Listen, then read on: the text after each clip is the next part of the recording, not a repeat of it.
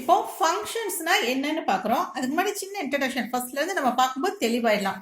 Set is the collection of well defined objects. உங்களுக்கு எல்லாம் தெரியும் இல்லையா? இப்போ ரெண்டு செட் இருக்கு, ஏன்னு ஒரு செட்டு, பின்னு ஒரு செட்டு. ரெண்டு செட்டுக்கும் கார்ட்டீசியன் ப்ராடக்ட் பண்றோம். கார்ட்டீசியன் ப்ராடக்ட் பண்ணும்போது என்ன பண்ணுவோம்? ஃபர்ஸ்ட் வந்து 5 6 7 8 ஏல உள்ளத இதெல்லாம் எடுத்து எழுதிடுவோம், பியில் உள்ளதெல்லாம் எடுத்து எழுதுவோம். ஏல உள்ள செட்டில் தான் ஃபர்ஸ்ட் எழுதுவோம், பியில் உள்ளது செகண்ட் எழுதுவோம். இப்போ 5,3 5, இது வந்து கிராஸ் இந்த மல்டிப்ளிகேஷனே கொஞ்சம் டிஃப்ரெண்ட்டாக இருக்கும், பேராக பண்ணுவோம். அதை எப்படின்னு லைட்டாக சொல்லி கொடுத்துறேன். 5,3 5,4 5,5 5,9 5,10 ஒரு நம்பர் எடுத்தோம்னா இந்த ஏல உள்ள செட்டில் இருக்க நம்பரை வச்சு ஃபுல்லாக இந்த செட்டில் உள்ள எல்லாத்தையும் பேர் பண்ணிட்டு தான் அடுத்துக்கு போகணும். இப்போ 6னா 6,3 6,4 6,5 6,9 6,10 இந்த மாதிரி. இப்போ 7 எடுத்துட்டோம்னா 7,3 7,4 7,5 7,9 7,10 பாருங்க, கிளியரா பேரா எழுதிருக்கேன்னா. இதுக்கு பேரு கார்ட்டீசியன் ப்ராடக்ட். இதுக்கு அடுத்து என்னன்னா ரிலேஷன்னா என்ன பண்ணுவோம்னா, இதுல ஏதோ ஒரு ரிலேஷன் கொடுத்து சில பேர்ஸை மட்டும் நம்ம வெளியில எடுப்போம். இப்போ இது வந்து புக் எக்ஸாம்பிள் தான், 10th புக்ல இருக்கு. இப்போ என்னன்னு கேட்டாங்கன்னா, இந்த மாதிரி ஒரு டயக்ராம் கொடுத்துருக்காங்க இந்த ரெண்டு செட்டை யூஸ் பண்ணி. அப்போ இந்த இடத்துல என்ன பண்ணிருக்காங்க, 5 இங்க வந்து 3 6 4. இப்போ 5க்கும் 3க்கும் டிஃபரன்ஸ் என்ன இருக்கு, -2. 6க்கும் 4க்கும் டிஃபரன்ஸ் என்ன இருக்கு, -2. 7க்கும் 5க்கும் -2. அப்போ எக்ஸ்ல இருந்து 2 மைனஸ் பண்ணா கிடைக்கிறது ஒய். அந்த மாதிரி பண்ணிருக்காங்க. இப்போ சில இதுக்கு பேரே இல்லை, இதுக்கு பேர் இமேஜ் இல்லாத எலிமெண்ட்ஸ் எல்லாம் சும்மா அப்படி இப்படியே நிக்குது. இப்போ என்ன சொல்லிருக்காங்க, ரிலேஷன் போது 5,3 6,4 7,5. இதுல இருந்து டொமைன்னா என்னன்னு பார்த்தோம்னா, இந்த ரிலேஷன்ல வந்து ஃபங்க்ஷன் ஆகுது இல்லைங்களா, இமேஜ் இருக்குது இல்லைங்களா, இமேஜ் இருக்க எலிமெண்ட்ஸ் மட்டும் தான் அந்த ஃபர்ஸ்ட் செட்டில் உள்ள இமேஜ் இருக்கக்கூடிய எலிமெண்ட்ஸ் மட்டும் டொமைன். 5 6 7 ஓகேங்களா, இந்த 3 மட்டும் தான் டொமைன். ஓகே, புரியுதுங்களா? இப்போ இந்த 3 வந்து ரேஞ்ச். உங்களுக்கு கிளியரா தெரியுதுங்களா? ரேஞ்ச்ன்றது 3 4 5. இந்த ரேஞ்ச்ன்றது இந்த கோடொமைனோட சப்செட்டு. ஓகேங்களா? இப்போ இதுல கிளியரா இருக்கமா? ஃபர்ஸ்ட் செட்னா என்னன்னு பார்த்தோம், கார்ட்டீசியன் ப்ராடக்ட்னா பார்த்தோம், ரிலேஷன்னா பார்த்தோம். இப்போ இந்த ரிலேஷன் வந்து கார்ட்டீசியன் ப்ராடக்டோட சப்செட்டு எப்படின்னு பார்த்துலாங்களா? இப்போ 5,3 இருக்கு, இங்க இருக்கா? இருக்கு. 6,4 இருக்கு, இங்க இருக்கா? இருக்கு. 7,5 இருக்கு, இங்க இருக்கா? இருக்கு. அப்போ இந்த செட்டோட சப்செட் இது. ஓகேவா? இப்போ உங்களுக்கு புரியுதுங்களா எதனால சப்செட்னு சொல்றோன்னு? இப்போ இந்த ரிலேஷன்னா ஃபர்ஸ்ட் எலிமெண்ட்ஸ் என்னது, இந்த all the first elements is called domain. Second elements எல்லாமே ரேஞ்ச். இப்போ இது புரியுதுங்களா? இப்போ இந்த ரிலேஷன்ல இருந்து நம்ம ஃபங்க்ஷன் கொண்டு வரோம். இப்போ அந்த டொமைனுக்கு எடுத்துக்கோ பார்த்தீங்களா, அந்த இமேஜ் ஆகக்கூடிய எலிமெண்ட்ஸ் எல்லாம் ஃபங்க்ஷனுக்கு யூஸ் ஆகும். அப்புறம் இந்த சைடு கோடொமைன்ல இருக்க அப்புறம் போடுறோம். அதாவது ஃபங்க்ஷன் அப்படின்னா இது வந்து சப்செட் ஆஃப் ரிலேஷன். ஓகேவா? கிளியரா இருக்குங்களா? இந்த டொமைனை மட்டும் தானே நம்ம எடுக்கிறோம். இது வந்து ரிலேஷனோட சப்செட்டு. இன்னும் வந்து இந்த ஃபங்க்ஷன்ஸ்க்கு 2 கண்டிஷன் இருக்கு. ஒரு கண்டிஷன் என்னன்னு கேட்டீங்கன்னா, every element in the domain of f has an image. எல்லா நம்பர்ஸ் டொமைன் இந்த ஏல இருக்க எல்லாத்துக்குமே இமேஜ் இருக்கணும். Second condition, the image is unique. யூனிக்னா என்னன்றதை உங்களுக்கு தெளிவாக சொல்லி கொடுக்குறேன். இப்படி கையை வச்சு நம்ம பார்த்தோம்னா இந்த சைடு எல்லாம் ஒத்தையா இருக்கா? இப்போ ஒன்னொன்னா, அதாவது ஒவ்வொரு எலிமெண்ட்ஸுக்கும் தனித்தனி இமேஜ். ஓகேங்களா? நான் இன்னும் கொஞ்சம் எக்ஸாம்பிள் சொல்லும் போது இன்னும் கொஞ்சம் உங்களுக்கு கிளியரா விளங்கும். ஓகேவா? இதுதான் ஃபங்க்ஷன்ஸ். இப்போ வந்து எது ஃபங்க்ஷன் எது ஃபங்க்ஷன் இல்லைன்னு பார்க்கலாம். இப்போ ஃபங்க்ஷன்ஸ் நம்ம என்னன்னு பார்த்தோம் இல்லைங்களா, டொமைன்ல உள்ள எல்லா எலிமெண்ட்ஸுக்கும் இமேஜ் இருக்கணும், அந்த இந்த இமேஜுமே யூனிக்கா இருக்கணும்னு பார்த்தோம். இப்போ செட் ஆர்டர் பேர்ல வந்து இந்த பேர் எடுத்துக்கோம். செட் ஆர்டர் பேர்ல இதை வந்து ஃபங்க்ஷன்ஸ்ல 4 டைப்பா ரெப்ரசென்ட் பண்ணலாம். அது எப்படின்னு பார்த்தீங்கன்னா, இது செட் ஆர்டர் ஃபார்ம். இதை வந்து இது ஃபர்ஸ்ட் எலிமெண்ட் இல்லையா, இது வந்து எக்ஸ், இது வந்து எஃப் ஆஃப் எக்ஸ். நம்ம ஃபங்க்ஷன் பண்ணும்போது கிடைக்கிற ஆன்சர் தான் இந்த ஒய். அப்போ எக்ஸ் எல்லாம் மேல, இந்த செகண்ட் எலிமெண்ட்ஸ் இருக்கு இல்லையா, இந்த எஃப் ஆஃப் எக்ஸ் எல்லாம் கீழே போட்டோம்னா டேபிள்ஸ் ஃபார்ம். இதுல வந்து நம்பர்ஸ் வந்து ரிப்பீட் ஆகலாம். ஆரோ டயக்ராம் சொல்லுவோம். அதுல வந்து இப்ப இதுலயே வந்து எஃப் ஆஃப் எக்ஸ்லயே 0 0 0 வந்து ஆரோ டயக்ராம்ல ஒரு 0 தான் போடணும். ஏன்னா நம்ம வந்து ஆரோ மார்க் போட்டுக்குவோம்ல, அந்த மாதிரி போட்டுக்கலாம். ஸோ இது வந்து ஆரோ டயக்ராம். இந்த எக்ஸில் உள்ளதெல்லாம் ஃபர்ஸ்ட் டொமைன், அப்புறம் எஃப் ஆஃப் எக்ஸ் எல்லாம் கோடொமைன், ரேஞ்ச் வந்து கோடொமைனோட சப்செட்டு. கிராஃப்னா எக்ஸ் ஒரு லைன்ஸு, ஒய் லைன்ஸு.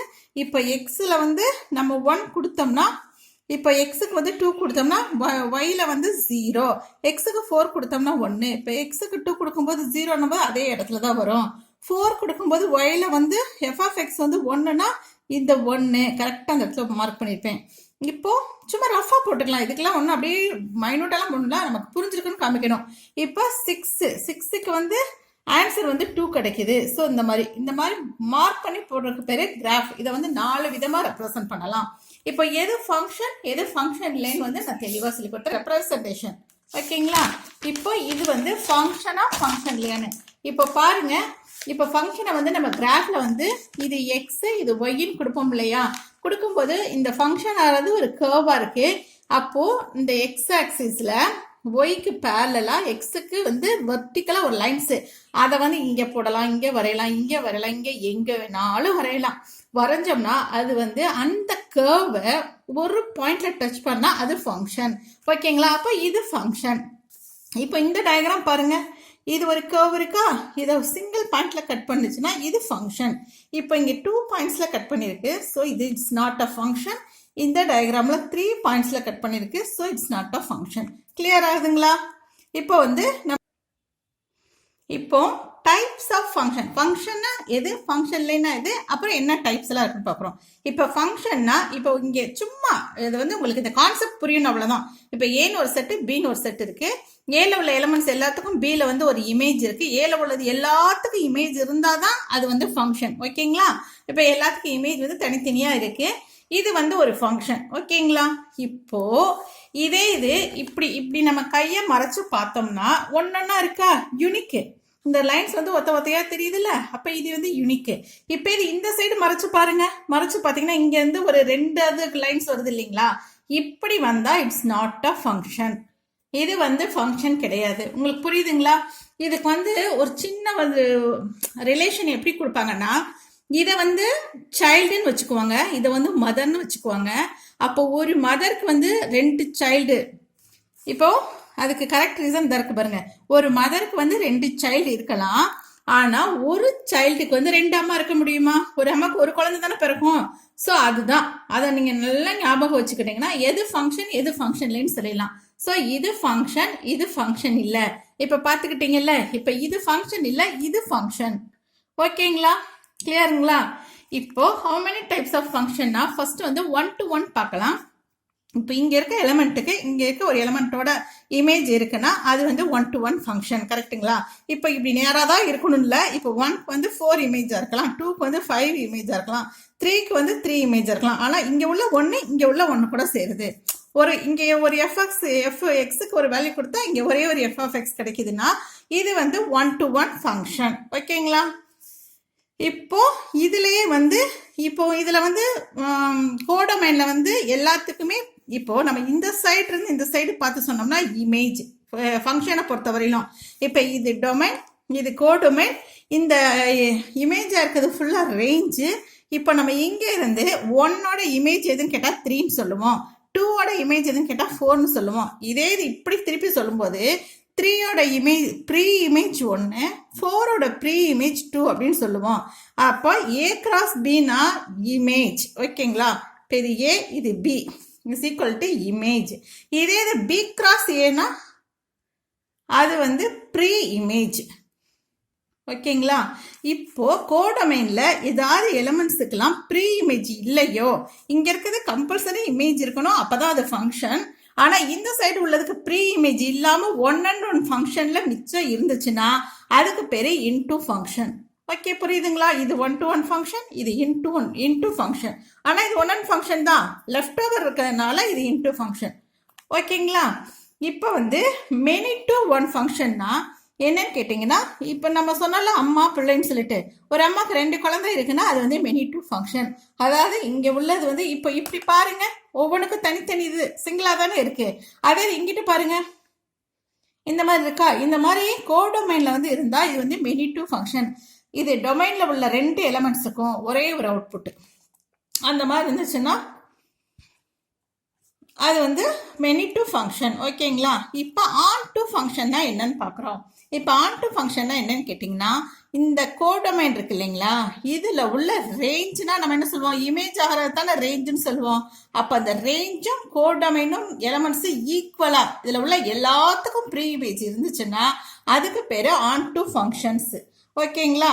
அதை வந்து இன்னொன்று சொல்லி தந்துடுறேன். இப்போ வந்து நமக்கு வந்து இது வந்து என்னது 1 to 1 ஃபங்க்ஷன் தானே.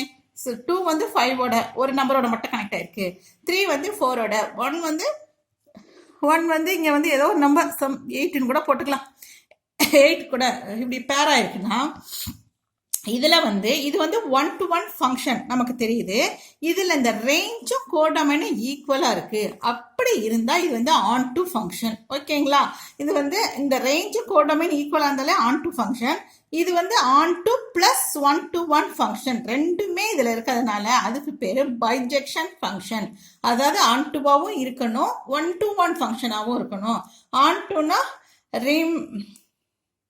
எழுதியிருப்பேனே, ரேஞ்சும் கோடொமைனும் ஈக்குவல், அதுதான் ஆன் டு. ரேஞ்சும் கோடொமைனும் ஈக்குவலாக இருந்துச்சுன்னா அதுக்கு பேர் ஆன் டு. இப்போ இது 1 to 1 ஃபங்க்ஷனாக இல்லாமல் இருந்து இந்த இது வந்து ஆன் டுவாக இருந்தால் அதுக்கு பேர் சப்ஜெக்ஷன் ஃபங்க்ஷன் பேர். ஓகேங்களா? இதை மட்டும் நல்லா தெரிஞ்சுக்கோங்க. இப்போ இது கான்ஸ்டன்ட் ஃபங்க்ஷன். கான்ஸ்டன்ட் ஃபங்க்ஷன்னா என்ன? இப்போ இந்த டொமைனில் உள்ள எல்லா எலமெண்ட்ஸுக்கும் கோடொமைனில் ஒரே ஒரு எலமெண்ட் மட்டும் இமேஜ் இருந்துச்சுன்னா, அதாவது ரேஞ்ச் வந்து சிங்கிள்டனாக இருந்துச்சுன்னா அது வந்து கான்ஸ்டன்ட் ஃபங்க்ஷன்ஸ். ஓகேங்களா? இப்போ ஐடென்டிஃபை ஃபங்க்ஷனா இப்போ 1 2 3 கொடுத்தோம்னா பி செட்டுமே 1 2 3 தான் இருக்கும். அப்போ என்னன்னா எக்ஸ்னா f of x is equal to f of x. புரியுதுங்களா? ஐடென்டிஃபை ஃபங்க்ஷன் சேம் நம்பர்ஸ் தான் 1 to 1 ஃபங்க்ஷனாக இருக்கும். ஓகேங்களா? தேங்க்யூ. உங்களுக்கு இந்த வீடியோ பிடிச்சிருந்துச்சுன்னா லைக் பண்ணுங்கள், எங்கள் சேனலுக்கு சப்ஸ்கிரைப் பண்ணுங்கள், பெல் பட்டனை மறக்காமல் ப்ரெஸ் பண்ணுங்கள். அடிக்கடி நான் போகிற வீடியோஸோட நோட்டிஃபிகேஷன் உங்களுக்கு கிடைக்கும், படிக்கிறதுக்கு ஈஸியாக இருக்கும். ஓகேங்களா? தேங்க்யூ.